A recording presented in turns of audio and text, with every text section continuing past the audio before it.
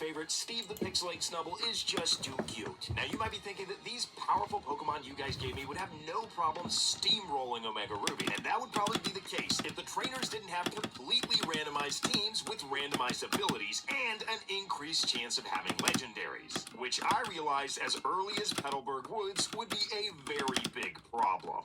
The Magma Grunt you face is the only mandatory fight in the woods, and of course he had a Zygarde. It was a bit scary missing a couple Megahorns, but in the end Hank came out victorious. Most of all though, this gave me a very bad feeling about what's to come. In fact, as early as the very next mandatory battle versus twins Gina and Mia, my squad of 4 newborns was faced with a Groudon. And without Hank the Destroyer of Legends, I'm pretty sure this would just result in a wipe. Even into Groudon's massive base 140 defense, Megahorn does a ton of damage, and I'm lucky that it targets Magnemite with its ancient power. I'm also very lucky that Hank connects with 2 Megahorns in a row, saving the run basically before it's even started. With the stakes now very clearly set, I hatch my next egg from Jules into Sewaddle, and with the ability Flash Fire, we actually have 6 immunities on the team. I also pick up an encounter on Route 116 to round out the team with Diglett from Aragorn 001, and with no guard, this thing could be absolutely crazy since it gets Fissure down the line. And with the 6 immunities on our team, I was feeling incredibly strong going into the first gym fight versus Roxanne.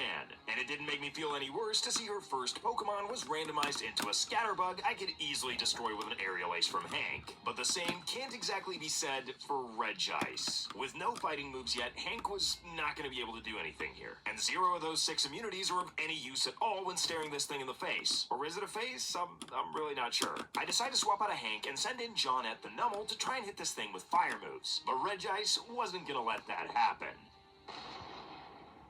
I'd managed to defeat the first gym, or really it defeated itself.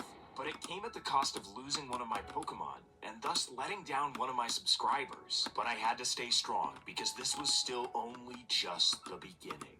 The way the Egglock rules work, I only get to hatch a new egg when one of my 6 Pokemon faints. So I make sure to pick up an encounter when I arrive in Dewford, and hatching Critch's egg into Cryogonal. With Super Luck, this thing is pretty interesting, and I'm pretty sure I've never used one of these in my life. Because we can't simply box any of our Pokemon, we're stuck with this team of 6 going into the second gym fight versus Brawly. He leads with Lord Helix, which is terrible for Doug the Diglett. So I immediately swap out, sending in Ralph the Sewaddle. The Ammonite sets up using Withdraw, but my Razor Leaf still does a pitiful amount because of a helped Rindoberry. Every single gym leader Pokemon is holding an item, and in this case, it slowed down my KO of this Ammonite by exactly 1 turn.